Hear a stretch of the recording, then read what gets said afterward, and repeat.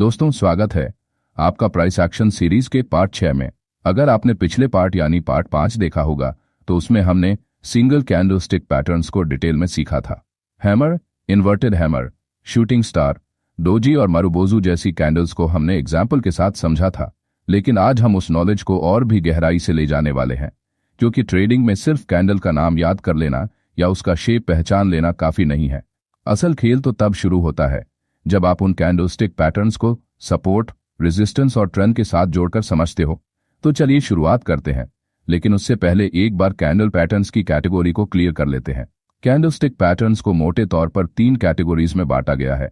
Number 1, single candlestick pattern, जहां सिर्फ एक ही कैंडल किसी ट्रेंड का सिग्नल देती है, जैसे कि hammer, inverted hammer, shooting star, hanging man, doji, marubozu. Number 2, double candlestick pattern, जहां 2 कैंडल्स मिलकर ट्रेंड, रिवर्सल या कंटिन्यूएशन का सिग्नल देती हैं, जैसे कि bullish engulfing, bearish engulfing, tweezer top, tweezer bottom. Triple candlestick pattern, जहां लगातार 3 कैंडल्स बनती हैं और वो मिलकर मार्केट का डायरेक्शन बताती हैं, जैसे कि morning star, evening star, 3 white soldiers, 3 black crows. आपको ये क्लियर हो गया होगा कि कैंडलस्टिक पैटर्न्स कितने टाइप्स के होते हैं और मार्केट में इनका यूज कहां होता है। लेकिन जैसा कि मैंने बोला, आज के इस वीडियो में हमारा फोकस सिर्फ और सिर्फ सिंगल कैंडलस्टिक पैटर्न पर रहेगा।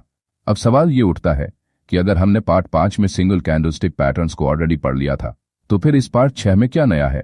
नया ये है कि पार्ट 5 में हमने सिर्फ बेसिक मीनिंग और शेप समझा था, लेकिन आज हम देखेंगे कि एक सिंगल कैंडलस्टिक पैटर्न कब काम करता है और कब फेल हो जाता है, इसे सपोर्ट और रेजिस्टेंस के साथ कैसे जोड़कर देखा जाए, और ट्रेंड के हिसाब से किस कैंडल का सिग्नल स्ट्रॉन्ग बनता है और किसका वीक। आज का फोकस रहेगा सिर्फ सिंगल कैंडलस्टिक पैटर्न्स पर। अब चलिए एक एक करके इन्हें डिटेल में सीखते हैं। Single candlestick patterns. Number 1, hammer candlestick कैसा दिखता है? छोटा बॉडी, ऊपर की तरफ लंबी शैडो, नीचे की ओर कलर ग्रीन भी हो सकता है और रेड भी। मतलब कि हैमर बताता है कि सेलर्स ने मार्केट को नीचे धकेला, लेकिन बायर्स ने कंट्रोल लेकर प्राइस को ऊपर क्लोजिंग दी। ये कैंडल अगर हमेशा डाउन ट्रेंड या करेक्शन के बाद बने तो स्ट्रॉन्ग सिग्नल देता है, अगर अप ट्रेंड में बने तो उतना मीनिंगफुल नहीं होता। अब मान लो निफ्टी 22,000 के स्ट्रॉन्ग सपोर्ट पर है, वहां हैमर कैंडल बनता है, लंबी विक नीचे क्लोजिंग सपोर्ट के ऊपर। इसका मतलब है सेलर्स ने ब्रेक करने की कोशिश की, लेकिन बायर्स ने सपोर्ट बचा लिया। अब अगर हैमर के हाई को एक स्ट्रॉन्ग ग्रीन कैंडल ब्रेक करती है, तो इस ग्रीन कैंडल के हाई पे एंट्री लेंगे और हैमर के लो के नीचे स्टॉप लॉस रखेंगे, टारगेट फर्स्ट रेजिस्टेंस। लेकिन अगर हैमर हाई वॉल्यूम पर बने तो सिग्नल और भी स्ट्रॉन्ग हो जाता है। Number 2, inverted hammer. ये कैसा दिखता है? इन्वर्टेड हैमर बताता है कि बायर्स ने ऊपर पुश किया, लेकिन सेलर्स ने प्राइस को नीचे खींच लिया, लेकिन बायर्स अभी भी एक्टिव है। अगर ये डाउन ट्रेंड में बने तो ये अर्ली रिवर्सल सिग्नल हो सकता है। एग्जाम्पल, मान लो बैंक निफ्टी 48,000 से गिरकर 45,000 पर आता है और वहां स्ट्रॉन्ग सपोर्ट है। उस लेवल पर इन्वर्टेड हैमर बने, बायर्स ने ऊपर ले जाने की कोशिश की। अगर अगली कैंडल ग्रीन बने तो कॉन्फर्मेशन मिलता है कि ट्रेंड रिवर्स हो सकता है। अगर इन्वर्टेड हैमर सपोर्ट और वॉल्यूम हाई पर बने तो रिवर्सल का प्रोबेबिलिटी स्ट्रांग हो जाता है। नंबर 3, शूटिंग स्टार कैसा दिखता है? छोटा बॉडी नीचे, लंबी विक, ऊपर कलर रेड हो तो स्ट्रांग बेरिश। मतलब कि शूटिंग स्टार बताता है कि बायर्स ने ऊपर पुश किया, लेकिन सेलर्स ने कंट्रोल ले लिया और क्लोजिंग नीचे कर दी। शूटिंग स्टार हमेशा अप ट्रेंड में बनता है और टॉप पर रिवर्सल सिग्नल देता है। एग्जाम्पल, मान लो रिलायंस का चार्ट 3,200 रेजिस्टेंस तक पहुंच गया, वहां शूटिंग स्टार बनता है, लंबी अपर विक, छोटा बॉडी नीचे। इसका मतलब सेलर्स ने कंट्रोल ले लिया और प्राइस डाउन हो सकता है। अगर शूटिंग स्टार रेजिस्टेंस और हाई वॉल्यूम पर बने तो डाउनसाइड का चांस ज्यादा है। और अगला है हैंगिंग मैन। कैसा दिखता है? हैमर जैसा शेप, लेकिन अप ट्रेंड में बनता है, छोटा बॉडी ऊपर और लंबी विक नीचे। मतलब कि ये बताता है कि बायर्स तो कंट्रोल में है, लेकिन सेलर्स भी मार्केट में एंट्री कर चुके हैं। अप ट्रेंड कमजोर हो सकता है, हमेशा अप ट्रेंड के टॉप पर बने तो स्ट्रॉन्ग सिग्नल देता है। एग्जाम्पल, मान लो निफ्टी 23,000 तक लगातार चल रहा है, वहां हैंगिंग मैन बनता है। अगर अगली कैंडल रेड बने तो ट्रेंड रिवर्स हो सकता है। अगर हैंगिंग मैन हाई वॉल्यूम पर बने तो इसका मतलब सेलर्स का प्रेशर कॉन्फर्म है। और अगली कैंडल है डोजी कैंडलस्टिक। ये कैसा दिखता है? ओपन और क्लोज लगभग बराबर, लॉन्ग विक ऊपर और नीचे हो सकती है, बॉडी बहुत छोटा। मतलब कि डोजी बताता है कि मार्केट में कंफ्यूजन है, ना बायर्स जीत पाए ना सेलर्स। अप ट्रेंड के टॉप पर बने तो रिवर्सल सिग्नल हो सकता है, डाउन ट्रेंड के बॉटम पर बने तो रिवर्सल सिग्नल हो सकता है। एग्जाम्पल, मान लो स्टॉक लगातार अप ट्रेंड में है और टॉप पर डोजी बनता है, अगर अगली कैंडल रेड बने तो डाउनसाइड पॉसिबल है।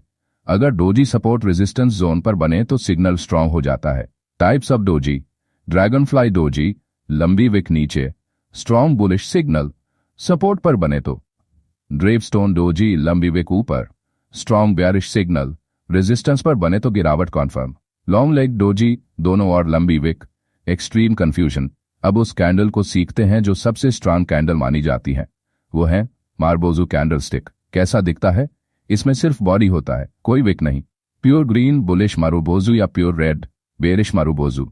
मतलब कि मारुबोजू बताता है कि पूरा कंट्रोल बायर्स या सेलर्स के पास है। बुलिश मारुबोजू अप ट्रेंड को स्ट्रॉन्ग करता है, बेरिश मारुबोजू डाउन ट्रेंड को स्ट्रॉन्ग करता है।